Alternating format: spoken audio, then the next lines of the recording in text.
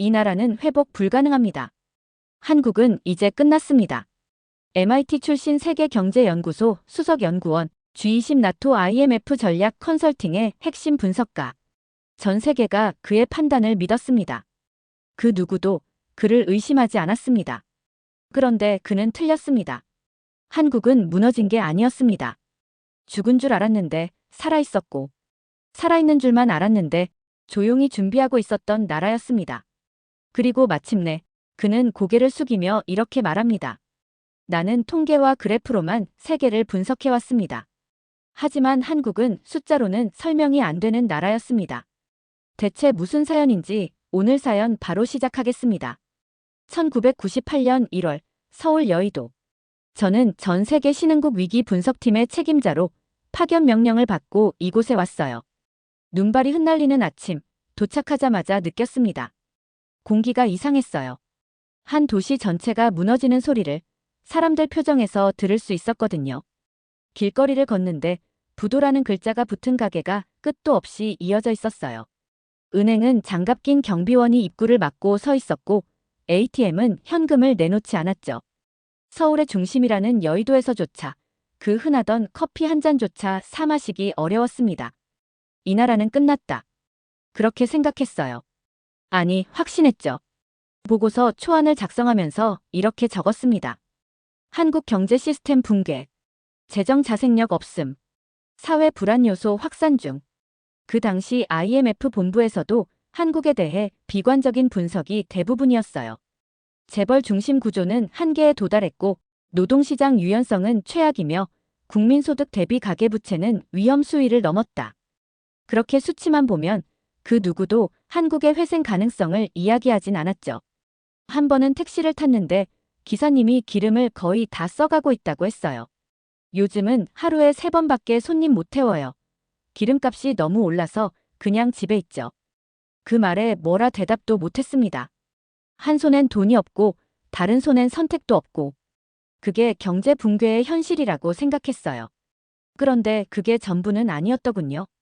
며칠 후 서울역 근처의 한 작은 국밥집에 들어갔어요. 가게 안엔 중년 남성 셋이 앉아 국밥을 먹고 있었고 주인 아주머니는 조용히 고개를 숙이고 설거지를 하고 있었죠. 근데 그중 한 사람이 이렇게 말하더군요. 야, 지금은 버텨야 돼. 우리 같은 놈들이 무너지면 진짜 나라 끝나는 거야. 그때는 그 말을 그냥 지나쳤어요. 왜냐면 전 그저 외국인이었고 이 나라를 이해하지 못했으니까요. 하지만 지금 돌아보면 그게 시작이었어요. 가게 셔터가 내려간 건 사실이었지만 사람들의 눈빛은 닫히지 않았습니다. 수많은 사람들의 마음속엔 다시 일어설 수 있다는 설명할 수 없는 힘 같은 게 있었어요. 그건 통계도, 보고서도, 외신 기사도 절대 기록할 수 없는 것이었죠. 저는 그걸 몰랐고 그래서 틀렸습니다.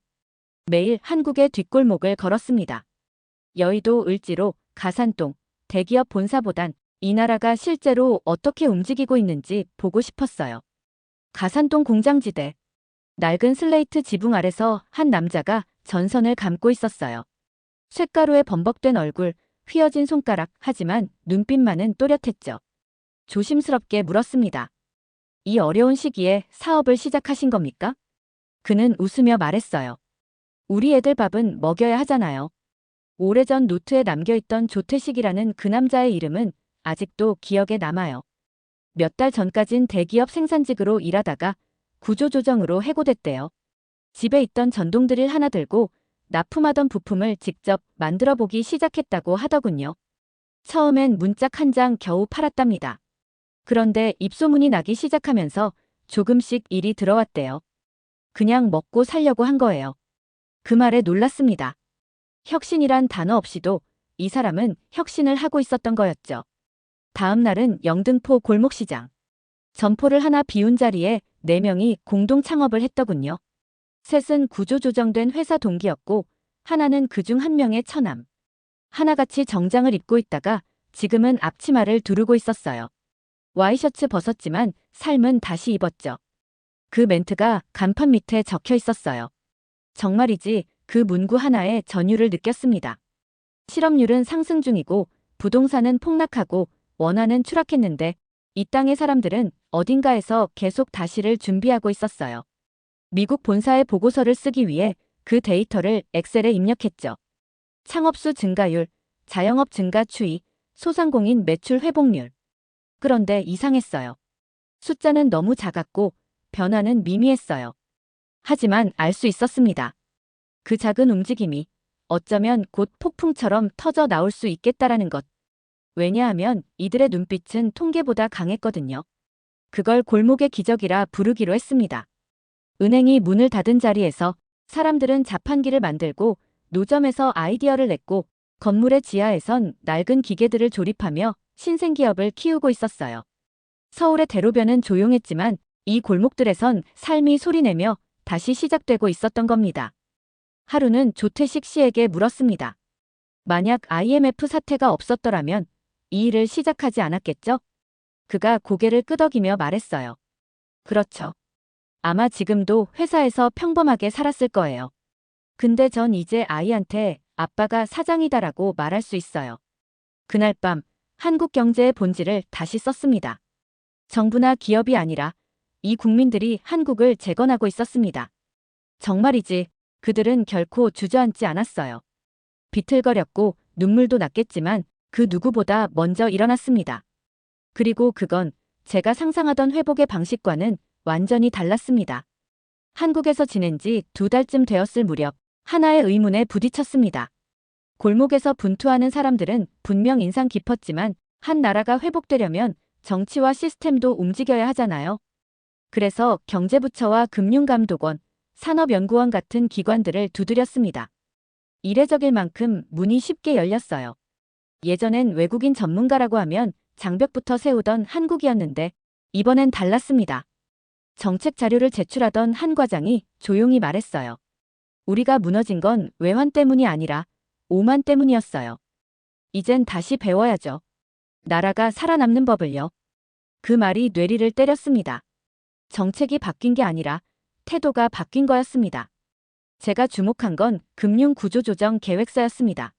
외환위기 이후 한국은 은행들을 통폐합하고 부실 자산을 정리하는 전례 없는 대수술을 시작했어요.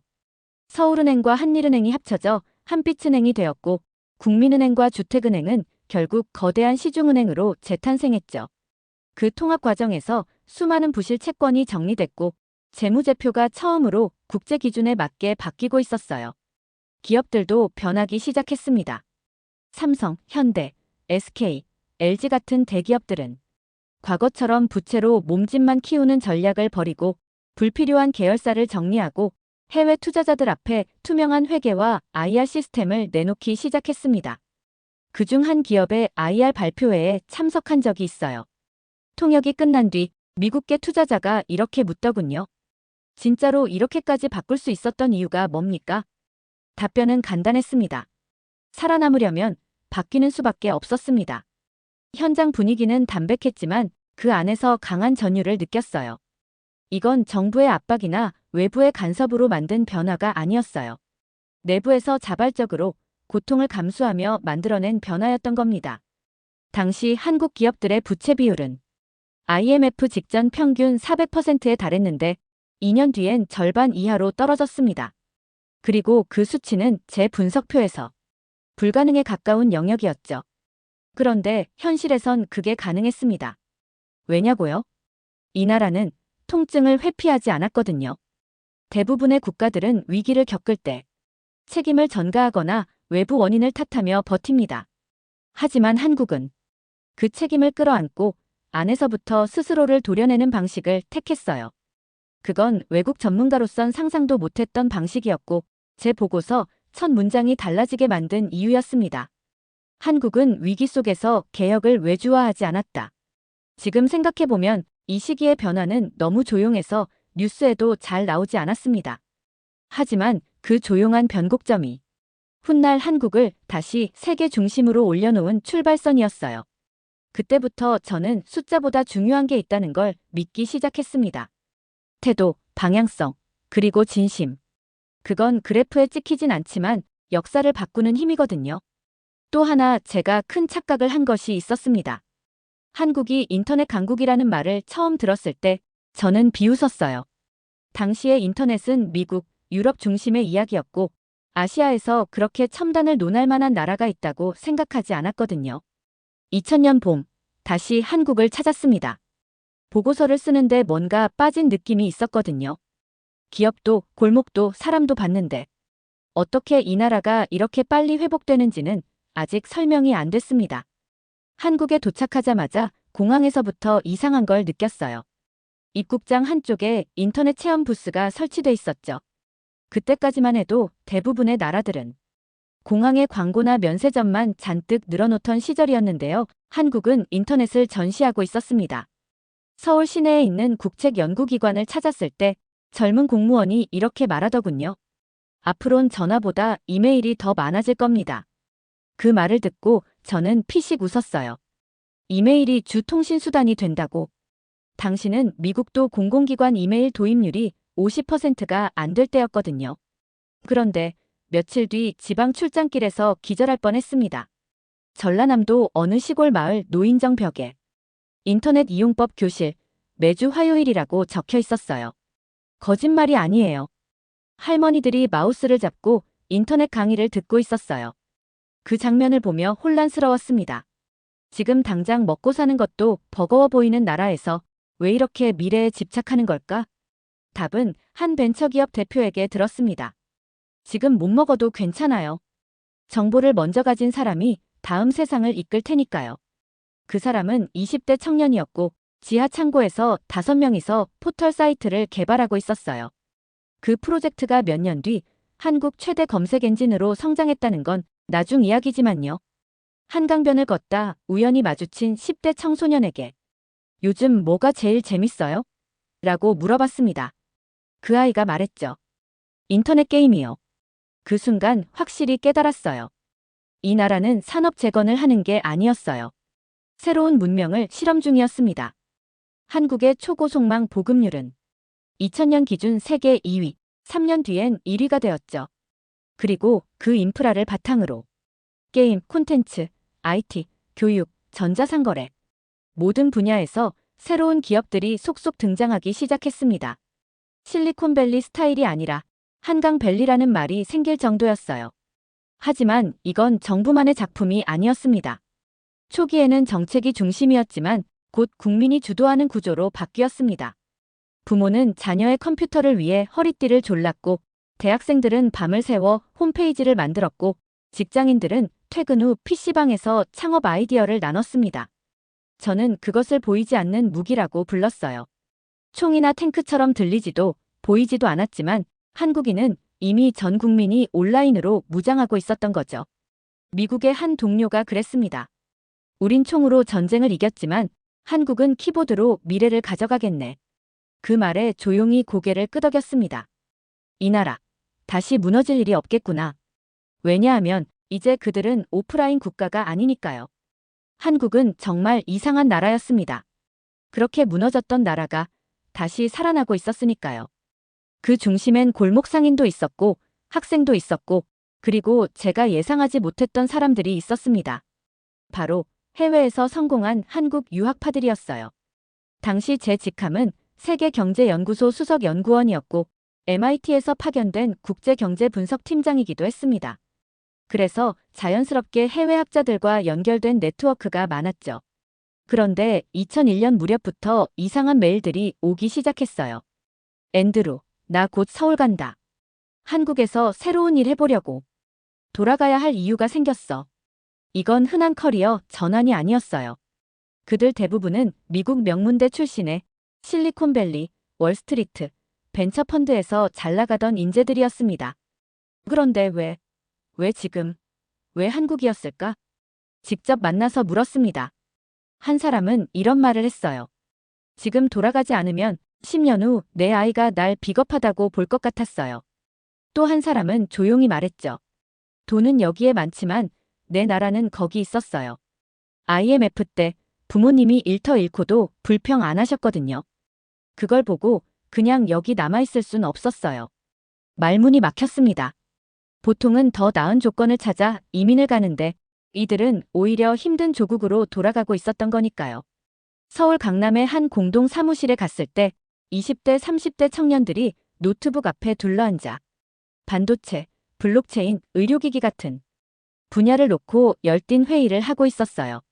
모두 영어가 유창했고 노트북엔 MIT, 스탠퍼드, 옥스퍼드 스티커가 붙어 있었죠. 그중 한 명이 이런 말을 했어요.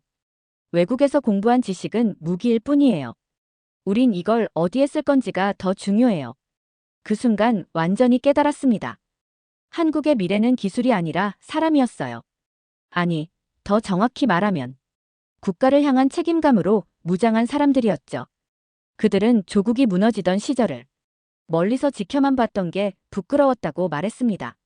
그래서 돌아와 벤처를 만들고 대학교 강단에 서고 정부 자문을 맡고 있었죠. 한 연구소에선 귀국한 박사들이 퇴직한 기술자들과 함께 국산 반도체 설계법을 만들고 있었어요. 몇 년 뒤 그 기술이 한국 반도체의 기반이 되었다는 걸 그땐 아무도 몰랐죠.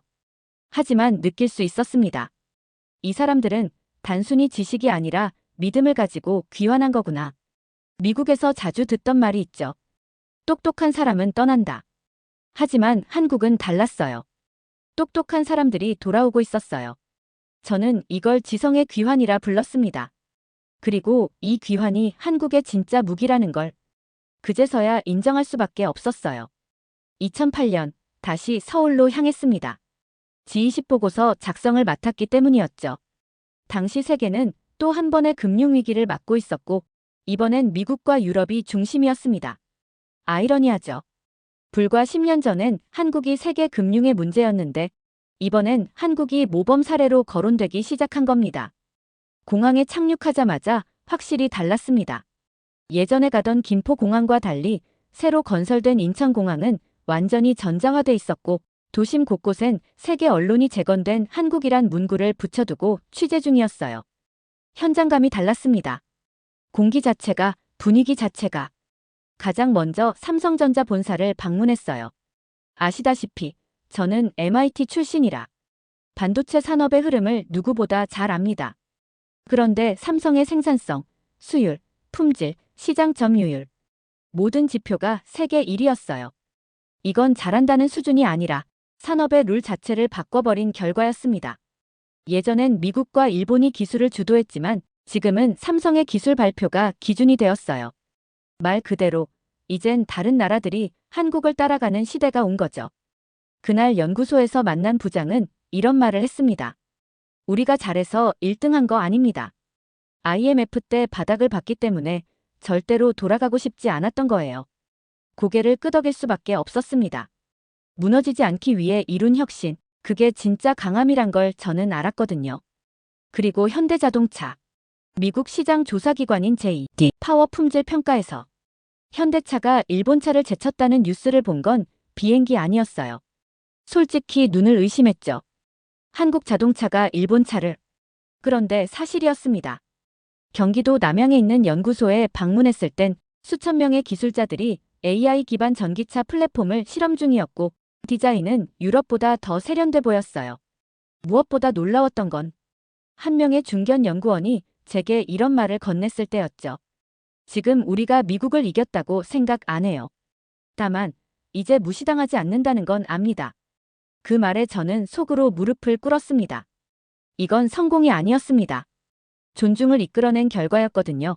한국의 수출은 3배 이상 늘었고 무역 의존도는 낮아지며 자립형 산업 구조로 전환 중이었습니다. IMF에 의존하던 나라가 지금은 다른 개발도상국의 모델이 된 거죠. G20 회의 자료에 이렇게 썼습니다. 한국은 단기적 구제의 나라가 아니라 장기적 전략으로 재탄생한 시스템 국가다. 그 말을 적고 나서 조용히 커피숍에 들어갔어요. 창밖으로 보이는 건 고층 빌딩, 그 안에서 회의 중인 청년들, 그리고 깨달았습니다. 한국은 이제 단 한 사람도 과거로 돌아갈 준비가 안 돼 있는 나라라는 걸요. 그날 밤 숙소 창가에 앉아 자문자답처럼 중얼거렸습니다. 이게 그때 그 나라가 맞나, 그때 끝났다고 썼던 내가 지금 이 나라 앞에서 고개를 숙이게 될 줄이야. 2023년 가을, 벨기에 브뤼셀에서 열린 나토아신 전략정책 공동 세미나에 참석했습니다. 주제는 글로벌 공급망 안정화와 신흥국 대응 전략이었고 각국 정부 고위 관료, 기업 대표, 싱크탱크 수석들이 한자리에 모인 자리였죠. 그 세미나는 미국, 독일, 일본, 싱가포르가 메인이라 생각했습니다. 하지만 발표 순서 네 번째, 한국 대표단이라는 이름이 스크린에 올라왔을 때 고개를 갸웃했어요.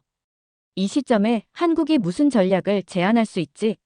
그런데 발표가 시작되고 10분도 안 돼 회의장 분위기가 완전히 바뀌었습니다. 한국 대표는 공급망 단절 시 시뮬레이션, 데이터 기반의 보건 전략, 그리고 에너지 식량 위기 대응을 위한 기술 주권과 국민 협력 모델을 발표했어요. 말이 아니라 실행 가능한 설계였습니다.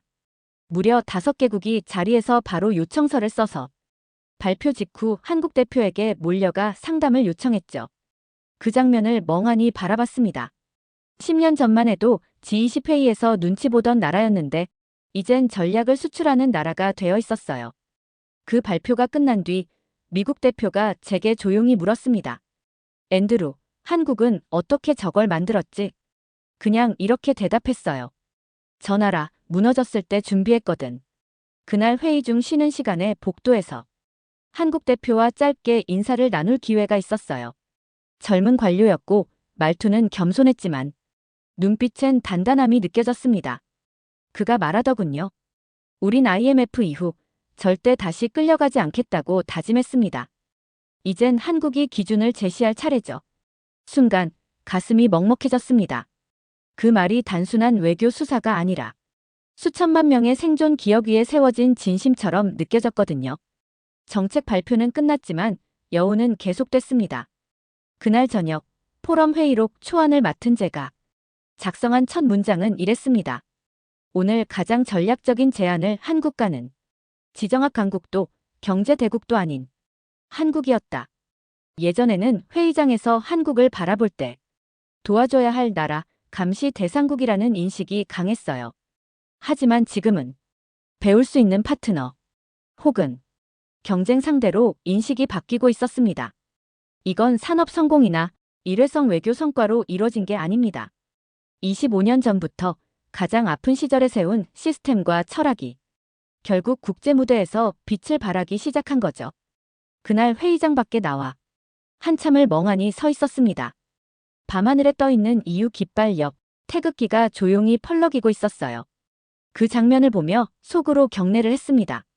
이제 한국은 세계가 배우는 나라가 되었다. 그리고 나는 그걸 직접 목격한 사람이다.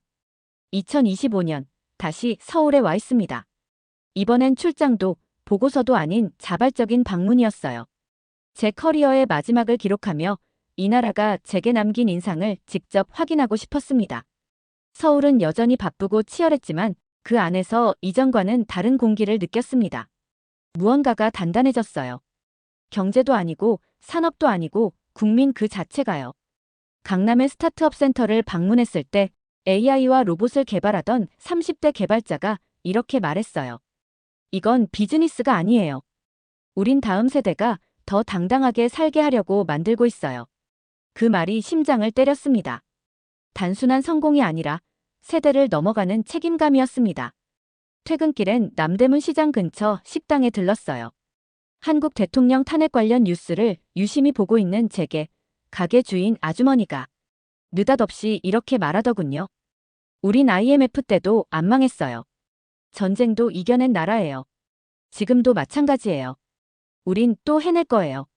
저는 웃음도 못 지었습니다. 저 말 한마디에 지난 25년간 한국에서 보고 들었던 모든 장면이 떠올랐거든요.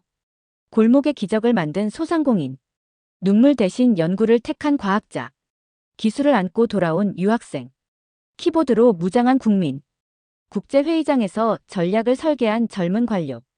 그들은 다 똑같은 말은 하지 않았지만 모두 같은 결심을 갖고 있었어요. 우리는 무너지지 않는다. 그 믿음 하나로 여기까지 온 거죠. 2025년 현재 한국은 GDP 기준 세계 9위, 국가신용 등급 AA, 반도체 배터리 AI 방산 분야 글로벌 선도 국가, 그리고 가장 신뢰받는 위기관리 국가입니다. 그 안엔 사람들이 감당한 시간과 고통이 녹아 있어요. 이젠 세계가 한국을 부러워하고 분석하며 따라하려 합니다. 하지만 그 누구도 정신까지 복사할 수는 없을 거예요. 한국은 이 모든 걸 정부 명령 없이, 외부 구호 없이 국민 스스로 해냈습니다. 어느 보고서에도 이렇게 쓴 적이 없습니다. 하지만 이젠 말할 수 있어요. 한국은 절대 무너지지 않는 나라입니다. 왜냐고요? 국가보다 국민이 먼저 깨어 있었으니까요. 그리고 국민은 한 번도 싸움을 포기한 적이 없었거든요. 돌아가는 비행기 안에서 마지막 보고서를 닫고 조용히 창밖을 바라봤습니다. 그리고 생각했습니다. 나는 단지 한 나라를 본 게 아니다. 세상을 움직이는 사람들을 본 거다. 그게 한국이었다. 두 번째 사연 시작합니다. 네. 뭐라고요? 한국에 가야 한다고요? 여기 한 남성이 있습니다. 영국 런던에서 잘 나가는 엔지니어로 성공적인 커리어를 자랑하며 안정적인 삶을 누리던 그가 어느 날 상사로부터 뜻밖의 말을 듣습니다. 제임스, 축하해. 너 한국으로 발령 났어. 발령? 그것도 한국? 제임스에게 한국은 그저 뉴스에서나 접했던 아시아의 작은 나라일 뿐이었습니다. 차이나타운 근처에 가면 볼 법한 낯선 문자와 음식들이 떠오를 뿐 그곳에서의 생활은 상상조차 되지 않았습니다. 좌천이나 다름없는 발령 소식에 그는 혼란에 빠졌습니다. 나는 왜 이런 일을 겪어야 하지? 런던에서의 안정된 생활을 왜 포기해야 하지? 하지만 그가 몰랐던 사실이 있습니다. 이 발령은 그의 인생을 송두리째 뒤흔들 거대한 변화의 시작이었죠. 그리고 한국에 도착한 그는 곧 깨닫게 됩니다. 이 나라가 그의 모든 고정관념을 산산조각낼 만큼 강력한 매력을 가진 나라라는 것을요. 온돌 난방의 따뜻함부터 밤 11시에도 신선한 치킨이 배달되는 편리함, 그리고 전 세계 어디에서도 볼 수 없는 안전한 거리와 첨단 시스템까지. 한국에서의 첫날부터 그는 충격과 감탄의 연속을 경험하게 됩니다. 제임스가 처음으로 깨달은 것은 단 하나였습니다. 내가 알던 세상은 너무 좁았구나. 여긴 완전히 새로운 세계야. 그리고 이 모든 경험은 그의 가족에게도 거대한 물결처럼 다가옵니다. 이 나라가 어떻게 평범한 영국 가족의 인생을 완전히 뒤바꿨는지, 그리고 그와 그의 가족이 어떤 선택을 했는지, 지금부터 그 믿을 수 없는 이야기를 시작합니다. 저는 제임스 윌리엄스라고 합니다. 런던에 있는 기술회사에서 꽤 이름난 엔지니어로 일하고 있었어요. 이 정도 경력이라면 더 좋은 조건으로 승진하겠지 기대했는데 어느 날 들려온 소식은 제 기대와는 완전히 달랐습니다. 제임스, 축하해. 한국 지사로 발령났어. 상사의 말을 듣는 순간 머릿속이 하얘졌습니다. 축하요? 이게 왜 축하받을 일인가요? 저는 한국에 대해 아는 게 거의 없었습니다. 어딘가 중국이나 일본 사이 어딘가에 있는 나라 정도로만 알고 있었어요. 한국으로 발령이라니 이건 승진이 아니라 좌천이나 다름없다고 생각했죠. 저는 상사에게 정말 한국이 최선입니까? 라고 물었지만 돌아온 답변은 명확했습니다. 한국 지사는 중요한 기술 프로젝트를 진행 중이라 내 기술적 역량이 꼭 필요해. 이건 말만 그럴싸할 뿐 본사에서 밀려난 사람들처럼 느껴졌습니다. 동료들 역시 와 한국이라니 흥미롭겠다라고 말하면서도 속으로는 저를 안쓰럽게 바라보는 것 같았어요. 집에 돌아와 가족들에게 이 소식을 전했을 때 분위기는 더 참담해졌습니다. 아내는 불만 가득한 얼굴로 말했어요. 우리가 왜 아시아까지 가야 하죠? 여기서 안정적으로 잘 살고 있는데. 아이들 역시 학교 친구들과 떨어지기 싫다며 울먹였습니다. 저도 가족들을 설득할 명분이 없었어요. 회사에서 짐을 싸라는 통보를 받은 상황에서 선택권이 없었으니까요. 결국 저는 혼자 한국으로 가야 했습니다. 회사에서 숙소와 항공권을 제공한다고 했지만 마음이 무겁기만 했습니다. 인터넷에서 찾아본 한국의 아파트 사진은 제 기대치를 더욱 낮춰줬어요. 닭장처럼 빽빽하게 쌓인 건물들의 작은 창문들만 가득한 모습. 내가 저런 곳에서 살겠지라는 생각이 머리를 떠나질 않았습니다. 비행기는 11시간 동안의 긴 여정을 거쳐 드디어 한국에 도착했습니다. 인천공항에 발을 내딛는 순간부터 어딘가 다른 세상에 온 듯한 느낌이 들었어요. 모든 표지판에 영어와 한국어가 동시에 적혀 있었고 공항 직원들은 굉장히 친절했습니다. 하지만 친절이 낯설 정도로 저는 경계심을 놓을 수 없었어요. 익숙하지 않은 환경에서 실수라도 하면 어쩌나 걱정이 앞섰죠. 택시를 타고 회사가 제공한 숙소로 향하는 길, 창밖으로 보이는 서울의 모습은 제 상상을 뛰어넘는 풍경이었어요. 고층 빌딩들과 강변도로가 이어지며 네온 사인이 반짝이는 도시. 하지만 저는 그저 이렇게 번쩍이는 도시도 결국 속은 별거 없겠지라며 제 선입견에 갇혀 있었습니다. 아파트 단지에 도착했을 때 제 예상은 허물어지기 시작했습니다. 회사가 제공한 숙소는 닭장처럼 보일 거라는 저의 선입견과는 너무나 달랐습니다.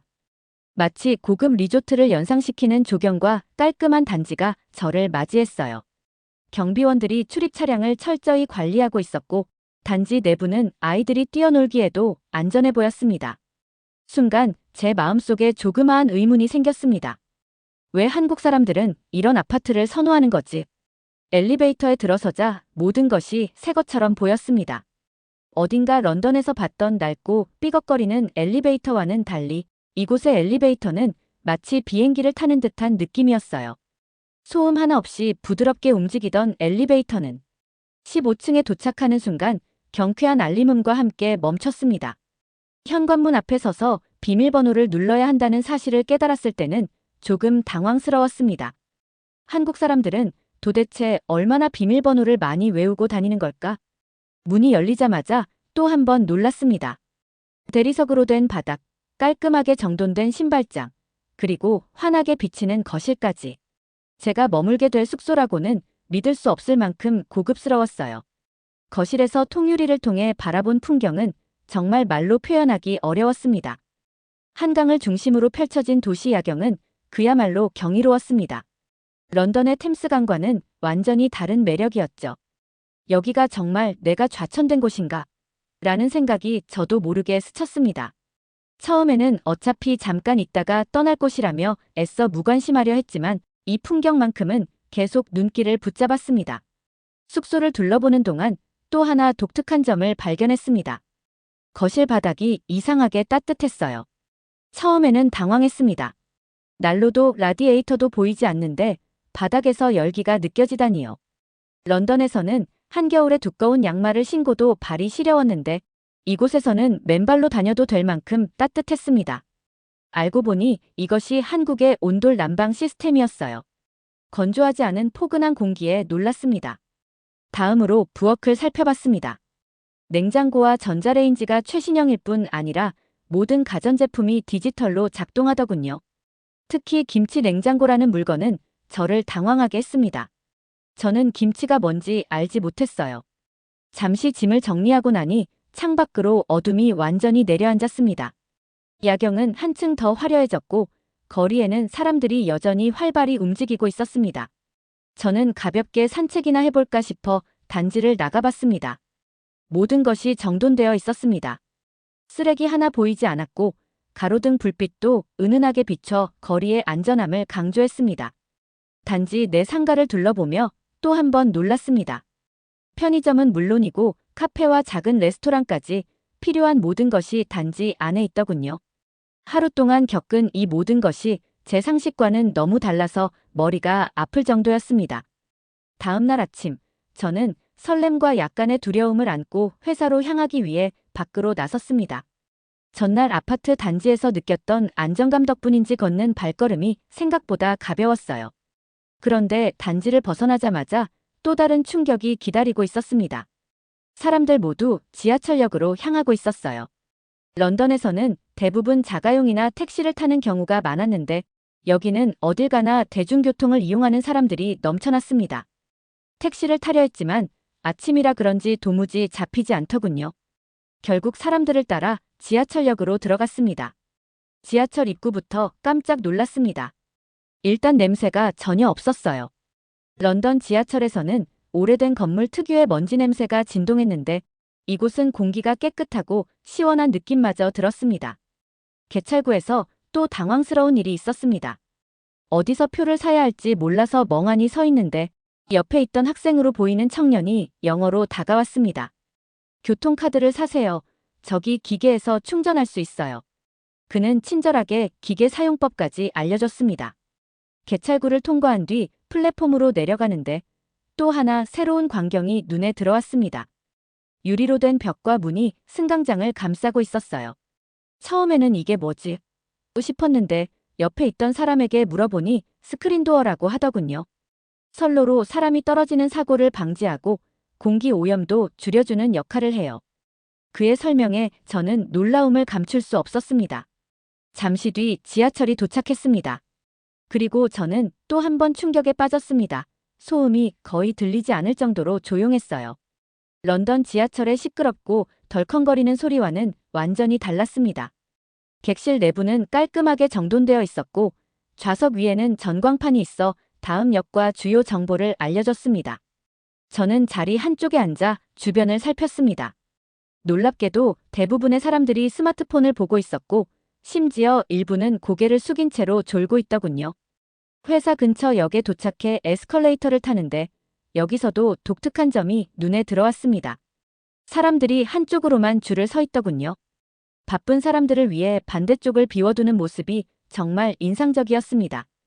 회사의 로비로 들어섰을 때 저는 런던 본사와는 완전히 다른 분위기를 느꼈습니다. 건물 자체는 고급스러웠지만 동시에 실용적으로 설계된 느낌이었어요. 저를 담당하는 팀원 중 한 명이 와서 저를 안내했습니다. 그녀는 유창한 영어로 자신을 소개하며 사무실로 안내했는데 세세한 부분까지 배려하려는 태도에서 진심이 느껴졌습니다. 사무실은 넓은 창문으로 들어오는 자연광 덕분에 개방감이 느껴졌고 직원들이 자유롭게 커피를 가져다 마실 수 있는 공간도 마련되어 있었습니다. 특히 각 책상에는 모니터뿐 아니라 개인용 스마트패드가 놓여 있었는데 이것도 회사가 제공하는 것이더군요. 저는 어색한 미소를 지으며 자리에 앉았는데 이내 동료들이 다가와 친절하게 말을 걸기 시작했습니다. 점심시간이 되자 한 동료가 제게 말을 걸었습니다. 제임스 씨, 구내식당 구경해 보셨어요? 같이 가시죠. 구내식당이라는 말을 듣는 순간 처음엔 약간 실망했습니다. 하지만 구내식당은 거대한 푸드코트를 방불케 했습니다. 다양한 요리가 준비되어 있었고 심지어 유명 프랜차이즈 음식점까지 입점해 있더군요. 무엇보다도 모든 주문이 키오스크로 이루어진다는 점이 놀라웠습니다. 음식 선택도 간단했고 계산도 줄 서서 기다릴 필요가 없었어요. 식사를 마친 뒤 동료들과 커피를 마시러 갔습니다. 그런데 커피도 스마트폰으로 미리 주문해두고 찾아가는 방식이었습니다. 오후에는 첫 회의가 예정되어 있었습니다. 회의실에 들어서자 디지털 스크린과 화상 회의 시스템이 준비되어 있었고 각 자리마다 노트북이 비치되어 있었습니다. 런던에서도 화상 회의를 진행한 적은 많았지만 이렇게 매끄럽고 고화질로 연결되는 시스템은 처음이었습니다. 퇴근 시간이 가까워지자 직원들이 하나둘씩 스마트폰을 만지작거리는 모습을 보았습니다. 알고 보니 대부분 퇴근길에 마트에서 살 물건을 미리 주문하거나 배달 음식을 예약하고 있더군요. 심지어 병원 예약까지 스마트폰 앱으로 간단히 처리할 수 있다는 사실에 다시 한번 놀랐습니다. 런던에서는 병원을 예약하려면 전화로 통화하면서 긴 대기를 감수해야 했는데 한국에서는 이 모든 것이 손가락 몇 번으로 해결되다니요. 퇴근 후 집에 돌아온 저는 피곤했지만 머릿속에는 온종일 경험한 새로운 일들이 떠다니며 정리되지 않았습니다. 평소 같으면 샤워 후 곧바로 잠자리에 들었겠지만 이날은 가만히 있기가 어려웠어요. 거실 창밖으로 보이는 서울의 야경이 너무 아름다웠거든요. 한강 위에 놓인 다리들, 강을 따라 반짝이는 불빛들, 그리고 멀리 보이는 고층 빌딩들까지 이 모든 풍경이 저를 불러내는 듯 했습니다. 결국 슬리퍼를 신고 밖으로 나갔습니다. 아파트 단지에서 나오자마자 저는 또다시 놀랐습니다. 밤 10시가 넘었는데도 거리가 여전히 활기찼습니다. 편의점 안에서는 사람들이 맥주를 사며 소소한 대화를 나누고 있었고 길거리 음식점에서는 삼삼오오 모여 식사를 하며 웃음소리가 흘러나왔습니다.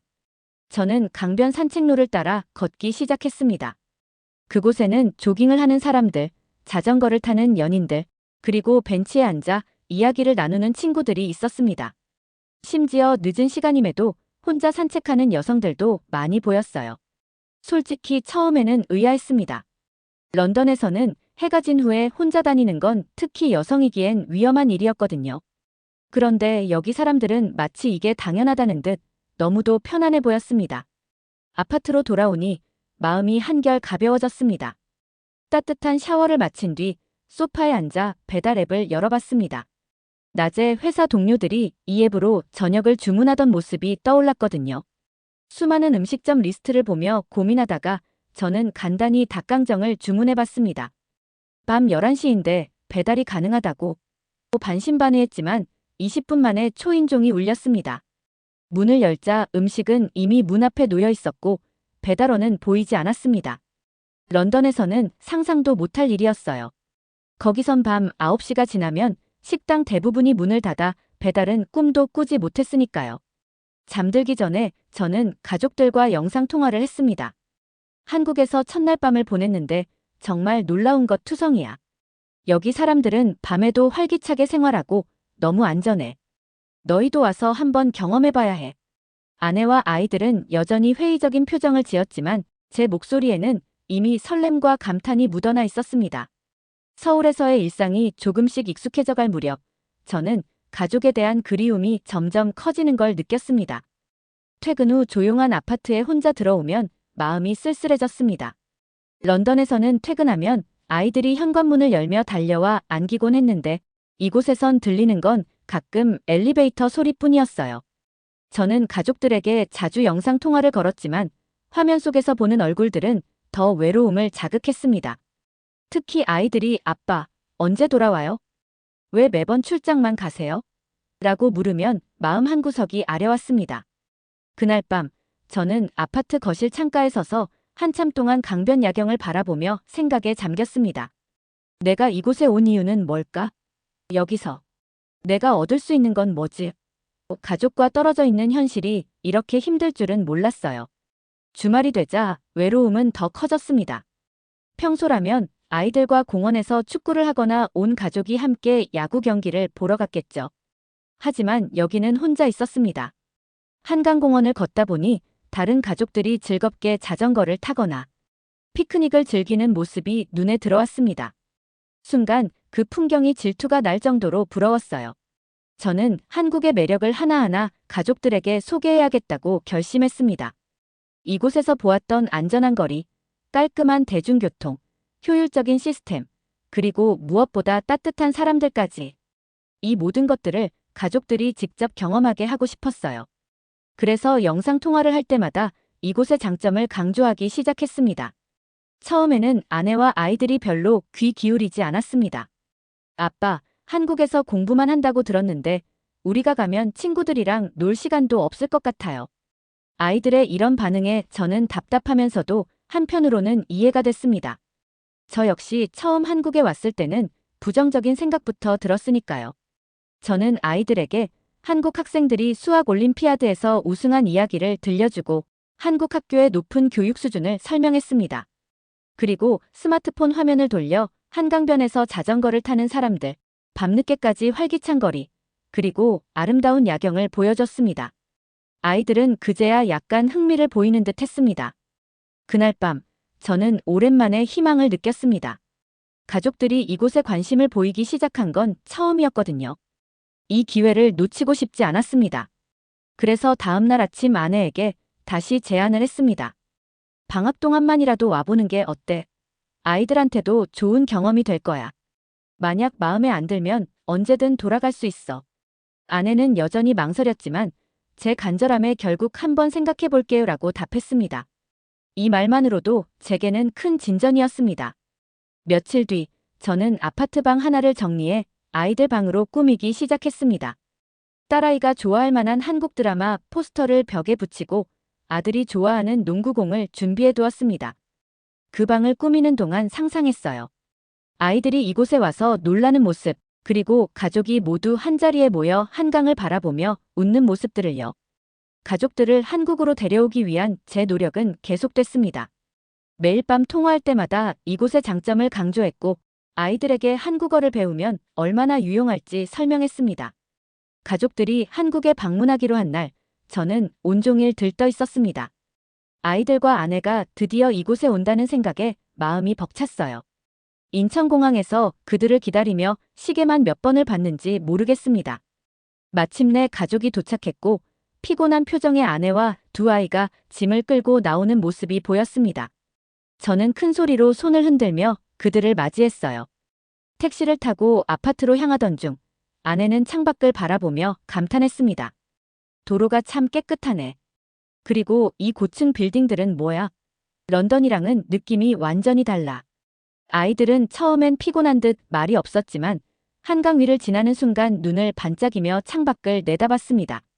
아파트에 도착해 엘리베이터를 타고 집으로 올라가는 동안 아이들은 작은 것에도 신기해했습니다. 현관문 비밀번호를 누르고 문이 열리자 아이들과 아내는 잠시 말을 잃었습니다. 이게 진짜 우리 아빠가 사는 집이야? 아내는 거실로 들어와 한강 야경이 보이는 창가에 멈춰 섰습니다. 이건 영화에서만 볼 수 있는 풍경 아니야? 라고 말하며 저를 바라보더군요. 그날 저녁 저는 가족에게 한국 배달 문화를 보여주기로 했습니다. 밤 9시가 넘은 시간이었지만 휴대폰으로 치킨과 떡볶이를 주문했습니다. 아내는 반신반의하며 이 시간에 배달이 가능하다고, 런던에서는 상상도 못할 일이야 라고 말했어요. 그런데 딱 20분 만에 문 앞에 놓인 음식이 도착했습니다.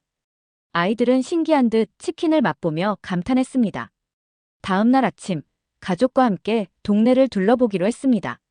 아파트 단지 내 놀이터에서 아이들이 미끄럼틀을 타며 뛰노는 동안 아내와 저는 벤치에 앉아 이야기를 나눴습니다. 점심에는 가까운 한식당을 찾았습니다. 아내는 된장찌개를 한 숟가락 맛보더니 생각보다 괜찮네. 이렇게 담백할 줄은 몰랐어. 라며 접시를 비웠습니다. 아이들은 불고기를 즐기며 젓가락 사용법을 배우기 시작했어요. 처음에는 서툴렀지만 곧 금방 익숙해졌습니다. 오후에는 한강공원으로 갔습니다. 자전거를 빌려 타보니 아이들은 금세 신이 나서 속도를 내며 달렸습니다. 아들은 농구 코트에서 다른 아이들과 함께 공을 주고받으며 금방 친해졌습니다. 아빠, 여기도 농구 잘하는 애들 많네. 언어는 몰라도 농구는 똑같아서 좋아. 라고 말하며 웃는 모습을 보니 마음이 뭉클했습니다. 저녁에는 가족들과 다시 집으로 돌아와 배달 음식을 시켰습니다. 이번에는 피자를 주문했는데 한국식 피자에는 옥수수와 고구마 무스가 얹어져 있어 아내가 깜짝 놀랐습니다.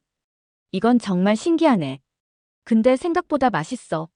아이들도 새로운 음식 조합에 즐거워하며 저녁 시간을 보냈습니다. 그날 밤, 아내는 혼자 산책을 나갔습니다. 제가 걱정스러운 얼굴로 늦은 밤인데 괜찮겠어? 라고 묻자.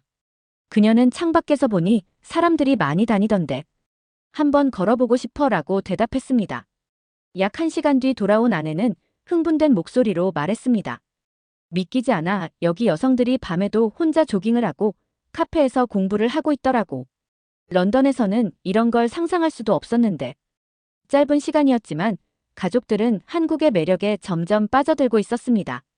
저는 아이들이 새로운 환경에서 웃고 떠드는 모습을 보며 확신이 생겼습니다. 이곳에서 가족이 함께 산다면 분명 행복한 시간을 보낼 수 있을 거라는 확신이요. 한국에서의 짧은 방학 동안 가족들은 점점 더 이곳에 익숙해졌습니다. 처음에는 모든 것이 낯설고 어색하다고 느꼈던 아내와 아이들이 이제는 오히려 떠나기 싫다고 말하기 시작했어요. 아내 역시 큰 변화를 보였습니다. 그녀는 처음엔 된장찌개 냄새도 싫다고 했지만 이젠 스스로 레시피를 찾아 요리하려고 할 정도였습니다. 그녀는 한국의 시장을 돌아다니며 직접 장을 보는 것도 즐기기 시작했습니다. 특히 한식의 깔끔함과 재료 본연의 맛에 빠져들었죠. 하지만 시간이 흐를수록 현실적인 문제들이 하나둘씩 고개를 들었습니다. 아이들의 학업 문제와 언어 적응, 그리고 아내의 직장일이 가장 큰 걱정거리였죠. 저는 가족들과 긴 대화를 나누며 한 가지 결론에 이르게 됐습니다. 우리 모두 한 번쯤 도전을 해보는 것도 나쁘지 않을 것 같아. 아이들도 새로운 환경에서 많은 걸 배울 수 있을 거야. 아내는 처음엔 회의적인 표정을 지었지만 아이들이 엄마, 우리 여기서 살아도 돼요? 친구들도 사귀었고 한국 학교도 다녀보고 싶어요. 라고 말하자 그녀도 고민 끝에 고개를 끄덕였습니다. 결국 가족들은 한국에서 몇 년 동안 살아보기로 결정했습니다. 아이들은 외국인 학교에 다니며 한국어 수업을 병행하기로 했고 아내는 회사와 재택 근무를 협의했습니다. 저희는 런던의 집을 정리하고 한국에 정착할 준비를 시작했어요. 저희가 다시 런던으로 돌아와 이삿짐을 정리하던 중 딸아이가 제게 다가와 작은 노트를 건넸습니다. 아빠, 이거 봐요. 노트에는 삐뚤빼뚤한 한글로 아빠 사랑해요라는 글자가 쓰여 있었습니다. 마침내 한국으로 돌아온 날, 아파트 문을 열고 들어가자 아이들은 환호성을 질렀습니다. 우리 집이다. 진짜 다시 왔네. 가족들은 빠르게 새로운 생활에 적응하기 시작했습니다. 한국에서의 삶이 시작된 지 몇 달이 지난 지금, 저는 가족들이 이곳에서 점점 더 행복해지고 있음을 느낍니다. 아이들은 학교에서 돌아오면 한강공원에서 친구들과 시간을 보내고, 아내는 동네 주민들과 교류하며 새로운 관계를 쌓고 있습니다. 저 또한 회사에서 점점 더 중요한 프로젝트를 맡으며 직장 생활에 적응해 나가고 있죠. 가끔 런던에서의 삶이 그리워질 때도 있지만 한국에서의 새로운 시작은 우리 가족 모두에게 큰 변화를 가져다 줬습니다. 우리는 다른 나라에 이주한 것이 아니라 서로 더 가까워지는 시간을 만든 것 같아요. 아파트 창밖으로 보이는 한강 야경을 보며 저는 조용히 다짐했습니다. 이곳에서 우리 가족의 새로운 이야기를 써 내려가자. 그리고 이 삶이 얼마나 멋진 선택이었는지 스스로 증명하자. 한국은 더 이상 낯선 나라가 아니라 이제 저희 가족에게 집이 되어가고 있습니다. 오늘 사연이 재미있으셨다면 구독과 좋아요, 알림 설정까지 부탁드립니다. 더 재미있는 사연으로 돌아오겠습니다. 이상 감동탐험이었습니다.